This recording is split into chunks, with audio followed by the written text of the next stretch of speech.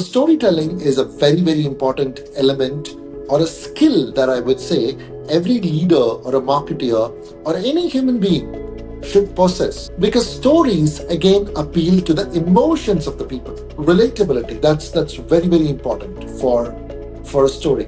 And second is it needs to evoke emotions. The third is you need to bring the audience into the story. They need to feel that it's not your story and it's their story. So never retell a story, but relive a story.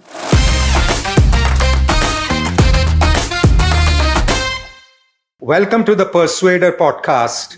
Rafi Sah, a warm welcome to you. Thank you so much for the invitation to the Persuader Podcast, Maneesh. It's my privilege to welcome Asia's number one NLP trainer. Our topic is persuasion. What is the number one secret of persuasion according to you? The number one secret of persuasion is just rapport. You need to build rapport with human beings even before persuading, right? So rapport is an unconscious rhythmic synchronization between two or more people. So until and unless you have got rapport, you cannot persuade anybody. Matching and mirroring the physiology of the person who's opposite to you is a very, very basic rapport building methodology or technique that's used worldwide. All right. And there are much more advanced methodologies that we train people to build rapport.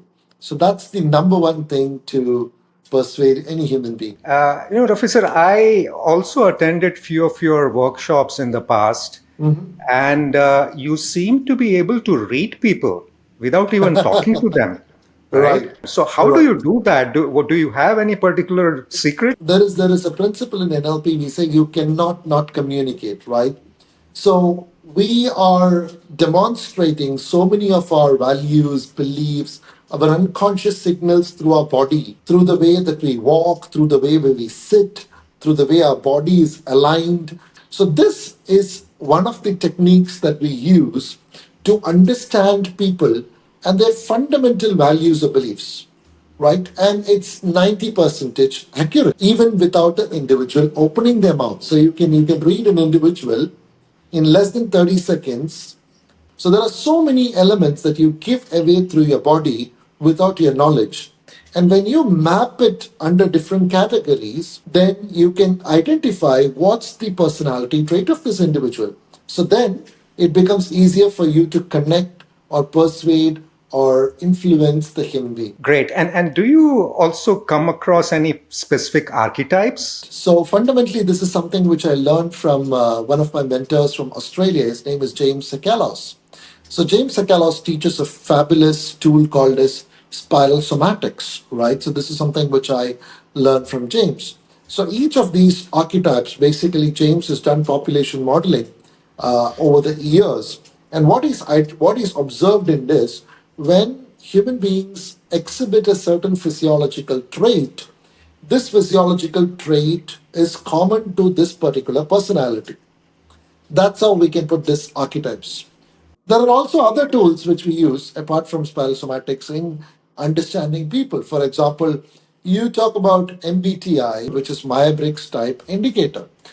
Now, if you extrapolate it, basically it comes into the meta programs of NLP.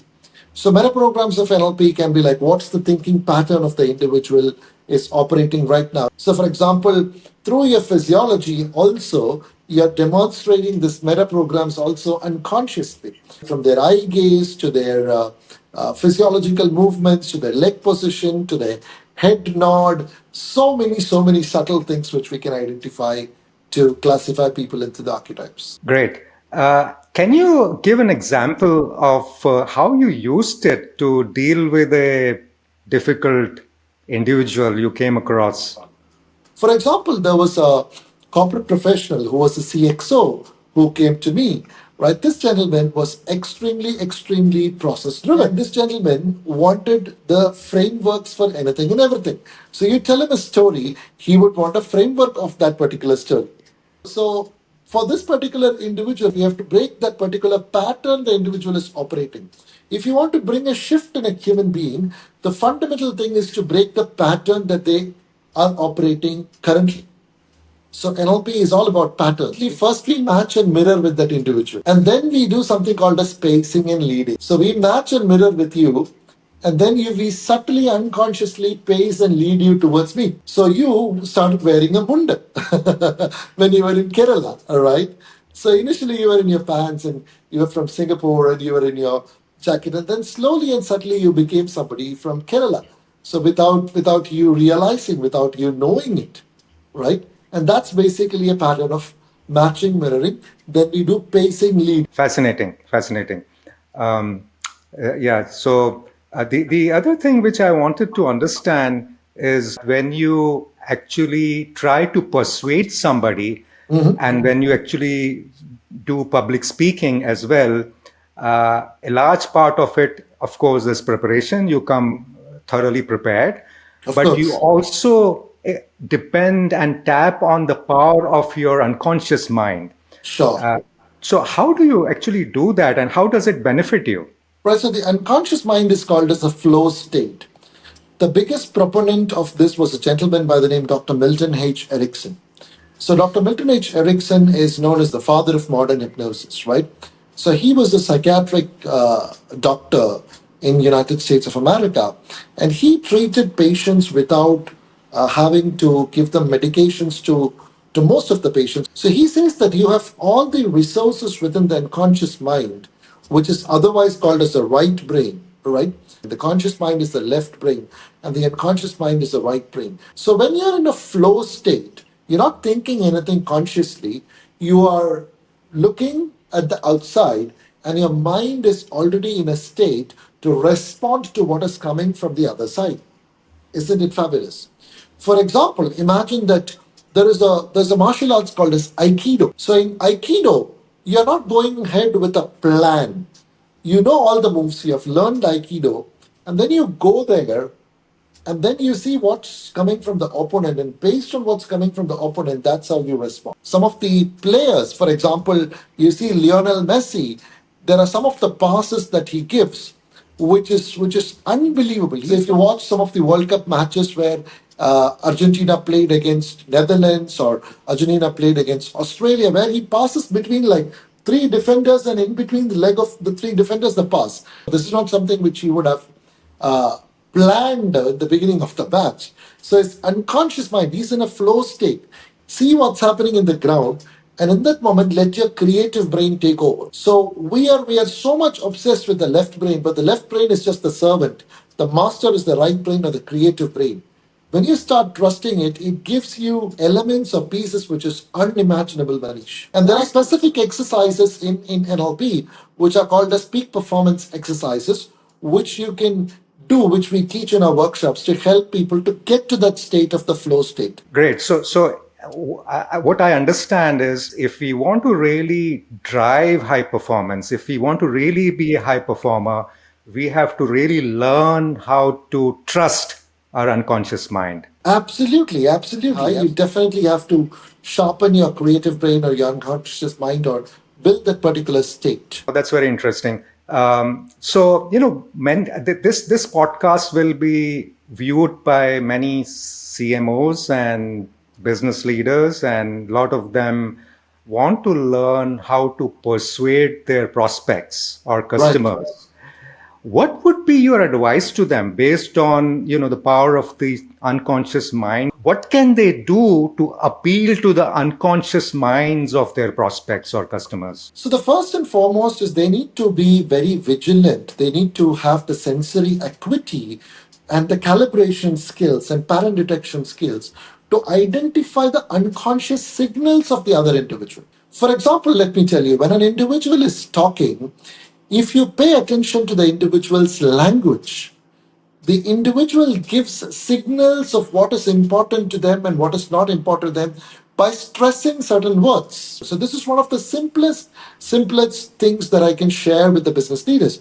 Pay attention, observe, use your sensory awareness, keep your ears and eyes wide open, right? So we are preparing to say something, but our body is already knows what we're going to say. So it gives the signals maybe like a 1 second or 2 seconds just before what we want to say something itself, a few microseconds before. Great, great. I think that's very powerful insight because, as sometimes as salespeople and marketeers, we are too focused on what we need to say Mm, uh, versus, being very aware of, and as you said, having that sensory equity to really understand and really observe what the customer or prospect is trying to communicate non-verbally, right? absolutely. Great. I think this has been very interesting. I also know that you were invited by a very respectable organization in UK recently to talk about storytelling. So, can you share a bit more about your insights in terms of how one can become a powerful storyteller? So, the world is not made up of atoms, the world is made up of stories, and stories sell. So, one who tells great stories reaches greater success. All right. So, storytelling is a very, very important element or a skill that I would say every leader or a marketer or any human being should possess because stories again appeal to the emotions of the people. You think that people take actions by logic? Yeah, people use logic. However, it's their emotions that drives people to take actions. So when you tell stories, it also again goes into the right brain. It taps into the unconscious mind of the human being, and that just resonates. And that releases certain chemicals in people's brain, which in fact enables them to take the action. So if somebody needs to be a storyteller, again, I'll give you a very simple example. If I'm going and telling a story to a corporate leader in Singapore, if I go and tell the corporate leader a story about Mahabharata, it may not resonate with that particular audience because it's not relatable for them. Whereas the same story, if I go and tell a corporate leader in India, that would resonate with them. So accountability, relatability, that's very, very important for a story. And second is it needs to evoke emotions. The third is you need to bring the audience into the story. They need to feel that it's not your story and it's their story. So never retell a story. This is the last and final piece that I would give for people. Never retell a story, but relive a story. You need to live that story as a storyteller. That's when the audience also is going to live into that story. That's great advice. So I was reading your LinkedIn profile. Why do you call yourself magical, Rafi? This is something my students called me. And so, magic, what is magic? Magic is something which makes people wonder. It amazes people. People are in awe, people are mesmerized. At the same time, there is a logic behind every magic. Magic is pure science along with artistry, right? There is no single magic trick which doesn't use the principles of science or psychology. Now, when people come into my workshops with different kinds of challenges, it could be they have a phobia for like 25 years, 30 years. It could be they're going through some severe issue. They've not slept properly for like last couple of years. They could be having insomnia. And somebody might be having a severe anger issue. Somebody might be having a smoking problem, right? So when a conventional coaching or training or therapy takes 8 sessions or 10 sessions to bring about a change in the individual, at Magic of Change, through my programs, we bring about a shift in the human being within just one session of 30 minutes or 45 minutes or like hardly 1 hour. And then people tell me, "Whoa, Rafi, this is literally magic. How can you do that?" It's not that I've got some supernatural power. It's just that I've built a skill set over the years and I can train you also in this skill set. Any skill set can be modeled and learned if you put an enough amount of time in it. That's what NLP says. If one person can do it, anybody can learn how to do it. And so this magic done by the magician happened to be Magical Rafi. And that's how the name Magical Rafi came. Got it. And I read in your website you also trained personnel from the Indian Army and the Navy. And if it's not confidential, if you could share something in terms of how that experience was. Oh, the experience was great. I cannot share where it was and how it was, right? So the experience was awesome. So fundamentally, we were training them on the peak performance state of mind and mental conditioning training. And that was like a fabulous, fabulous experience for me because like training 2,500 army personnel in just one go under a scorching sun in a ground. It's not like a corporate training where you have a jacket and in an AC room you're having all of this comfort. It literally takes my mindset to the next level. So my energy levels, my faith, my confidence, my power within. Now, as I'm saying it itself, I can feel it. You see a difference in my body language right now. It all changed within me as an individual. There is something called as mirror neurons in our heads, right? So we take in unconsciously energy from others, and others take in energy from us, right? It's basically the mirror neurons working. So that's what happened to me. It was a fascinating, and I'm the only trainer from the country to have had the honor to train both the Indian Army and the Navy. Great. That sounds amazing. How do you persuade people, or how can we persuade ourselves to change our behaviors? All right, before even you changing the behavior, you need to identify what are the values which is important for that individual. For somebody, the family may be a very strong value. For somebody else, it might be a value of fame. It could be a value of fun, relationships, health. So, first of all, even before going into the behavior part, I identify what are the values that is important for this individual.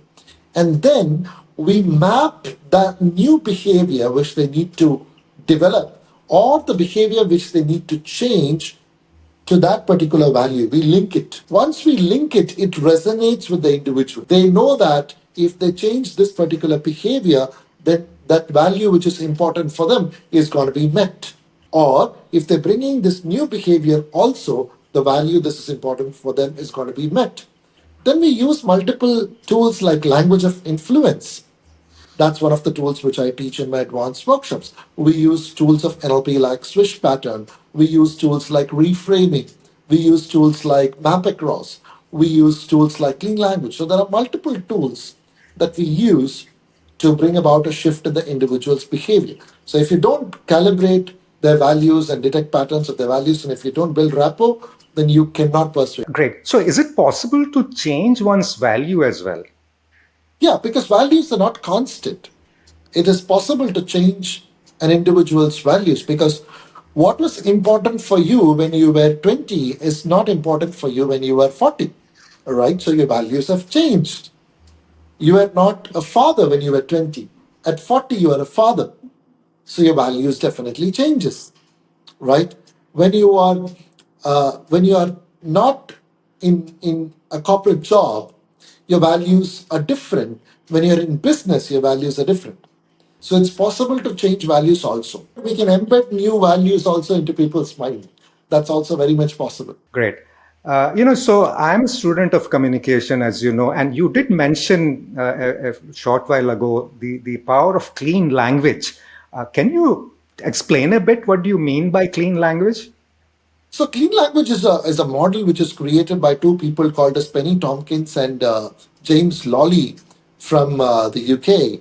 And this is a model where we explore the deeper mind, the deeper structure of communication from the surface structure of communication using open-ended questioning model. So that's what clean language says. When somebody says that, okay, I did not like what that person said, what specifically you did not like about what that person said.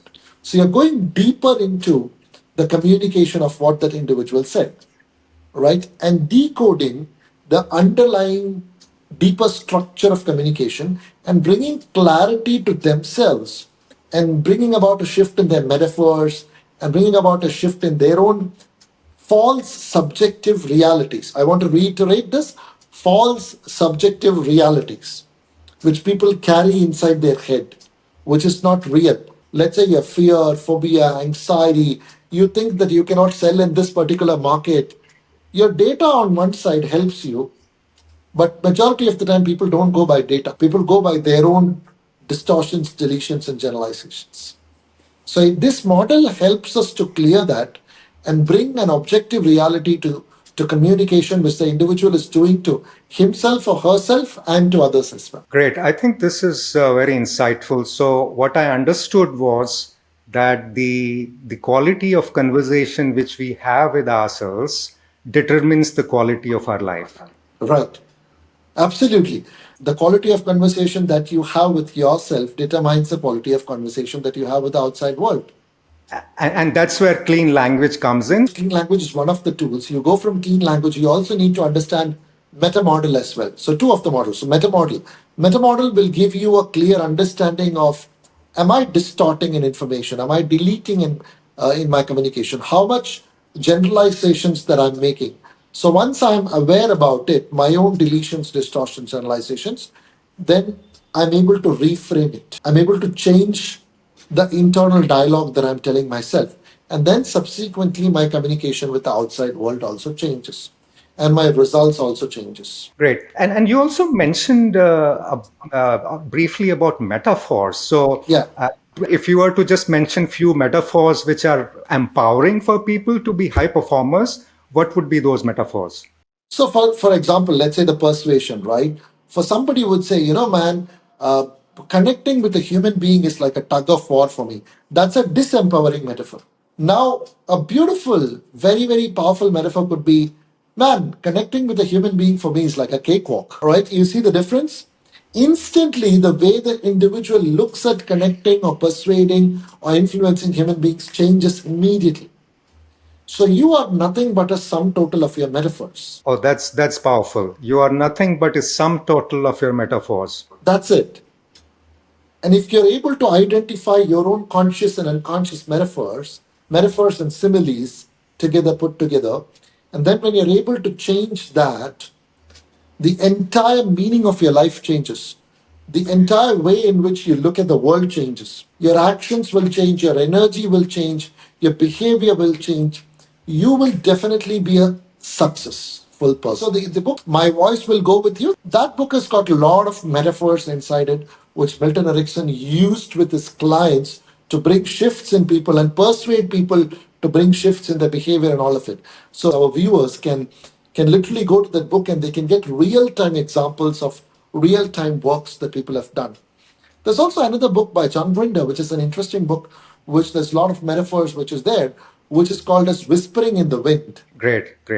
I think that's interesting. So my question was around your programs. I've attended your programs. What I found was a large proportion, and maybe this was just by chance, but a large proportion of participants were women. Do you think it's a pattern, which is I'm reading correctly, or if yes, then what's the reason? I think to my students, it's like the ratio would be 60-40. You are right. 60% is women and 40% is men. All right. So somewhere, this could be just my distortion or my deletion or my generalization also could be, right? However, from my experience of last 2 decades being in this space, women are more vulnerable. They're more open to feedbacks. They're more open to share their emotions. Whereas a man, it's not the man's fault. The man has been conditioned. Like, for example, when you were a child and when you cry, or when I would have cried, our parents would have told that, hey, you're a boy. You're not supposed to cry. You getting me? So we are conditioned right from our childhood not to be vulnerable. So hence, if you have to go for a training program and be open to change, the only way is being vulnerable. You cannot say that I am like this and I will be like this tomorrow and I'll just go and attend a training program for the sake of a certification. Because you're not going to build any skill sets or you're not going to bring about a change in your behavior or in your actions or any of those things. That's fundamentally the reason why I think women participants are more and men are lesser. So I'm summarizing it. I think this very powerful insight is vulnerability Yeah. drives high performance. Yes, vulnerability is very important for us to change, right? Otherwise, we are not open. Yeah. So I know this has been a fascinating conversation. So I'll just probably ask just one or two more questions. What's the role of your parents in your success? See, I would say that my mother was soft as a dove, and my father was fierce as a as a tiger. And I was blessed to have the traits of both of them. So, mother taught me about the importance of compassion, love, kindness, forgiveness, all of this. So, my father taught me about being a leader, being a go getter, all of those things, being courageous, being bold, taking risks, right? That both came together as a good blend. And I think that's shaped me.